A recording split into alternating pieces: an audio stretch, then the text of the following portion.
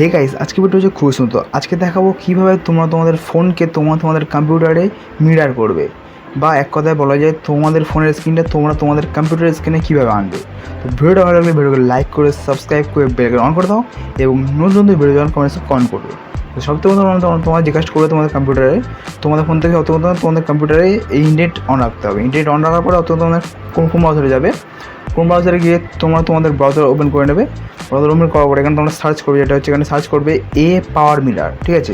Search করবে এ পাওয়ার mirror, ঠিক আছে। এ পাওয়ার মিরার সার্চ করার পরে এখানে তোমরা ইনস্টল করে নেবে। ইনস্টল করার পরে তোমরা ব্যাক করে আসবে, ঠিক আছে। ব্যাক করে আসার পর তোমরা এখানে এরকম একটা ইন্টারফেস দেখতে পাবে। তো তোমরা আশা করছি জানো যে আমাদের কম্পিউটারে কীভাবে তোমাদের অ্যাপ ইনস্টল করতে হবে, সেভাবে ইনস্টল করে নেবে। করার পরে এখানে দেখতে পাবে যেখানে লেখা থাকবে এ পাওয়ার মিরার, এখানে তোমরা ক্লিক করে দেবে। ডবল ক্লিক করার পরে এটা ওপেন হবে। তো এবার আমি তোমাদেরকে আমার ফোনের স্ক্রিনে তোমাদের দেখাচ্ছি যে এটা কীভাবে তুমি ইনস্টল করবে ফোনের স্ক্রিন থেকে। তো তোমরা তোমাদের প্লে স্টোর ওপেন করবে, এখানে সার্চ করবে এ পাওয়ার মিরার।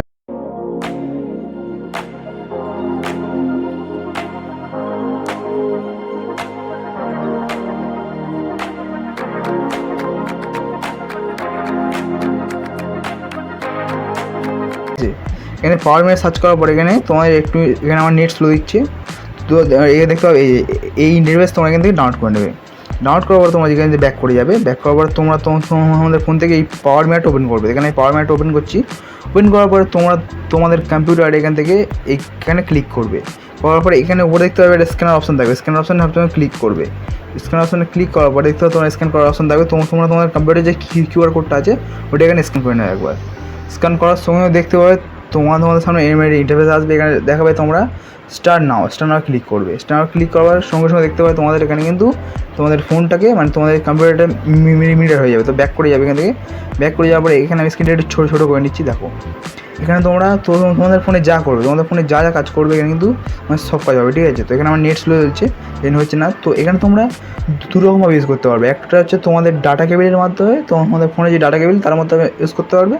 একটা হচ্ছে তোমাদের ওয়াইফাইয়ের মাধ্যমে ইউজ করতে পারবে। দেখো কিন্তু খুব সহজে তোমরা কিন্তু এখানে যা করবে, তোমাদের ফোনে যা করবে সব কিন্তু তোমাদের কম্পিউটারে উঠে যাবে।